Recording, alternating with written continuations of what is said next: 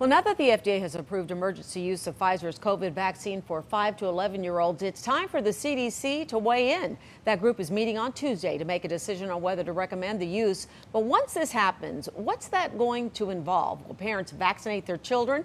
And what will the rollout look like in our area? We are joined by Chicago Department of Public Health Commissioner Dr. Allison Arwady this morning. Good morning to you, Dr. Arwady. Good to see you as always. You too. Good morning. Let's start with the CDC meeting on Tuesday. Once this vaccine is given approval, how quickly will your department be ready? So we're ready just as soon as the CDC says go. I expect there to be a meeting tomorrow, probably again Wednesday potentially. So we may be seeing vaccine here as soon as Friday. We're ready whenever we get the go ahead. Okay, so what is the plan for parents? Where will they be able to get their children the vaccine? Will there be mass sites? How do you plan to get this out as quickly as possible? Yes, so we are completely ready to go.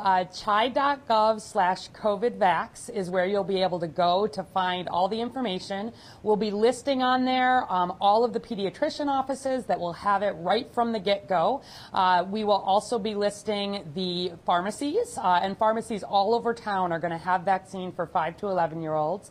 We also will be standing up clinics, the health department will, at various city colleges starting the next weekend, every Saturday and Sunday for the next few weeks, excepting the week of Thanksgiving. In addition, there will be vaccine opportunities through schools and more, but there will be plenty of vaccine. There's about 210,000 kids, 5 to 11 in Chicago. We expect to have almost 100,000 pediatric doses available that very first week, so I don't expect people to have a problem finding a vaccine. Okay, let's talk about vaccine hesitancy, because there's a new survey that came out last week by the Kaiser Family Foundation.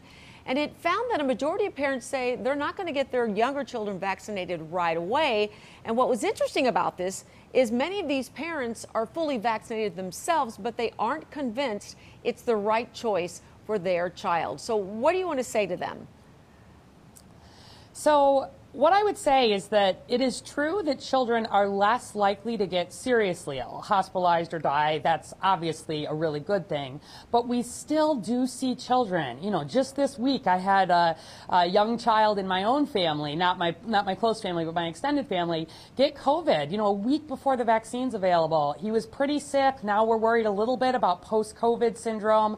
You know, he's still not fully well. And the other thing is children can definitely transmit it. And so we don't want them missing school. If they're vaccinated, they won't need to quarantine if there's a case at school, as long as they don't have symptoms. They're less likely to infect others in their lives. And the thing with this vaccine, the Pfizer vaccine, it's a third of the dose as what is given to older teenagers and to adults. So I'm really confident that the dose is appropriate, the protection is good, and you know, I just want the young people in my life to be able to put this behind them, just like we want adults. Okay, so let's talk about, with the approval for this age group, that means an estimated 28 million 5 to 11-year-olds can be vaccinated across the country.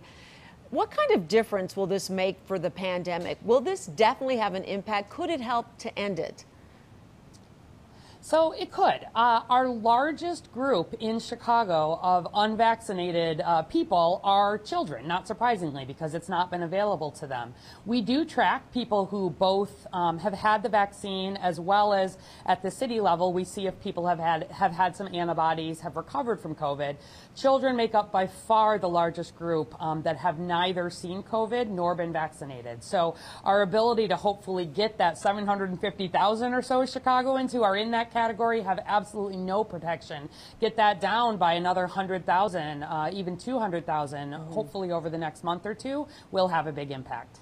Okay, Dr. Arwady, there's some staggering new numbers that were released about the death toll from COVID. So when we come back, I want to talk to you about that and about the city's vaccine mandate. So please stand by. We'll be right back.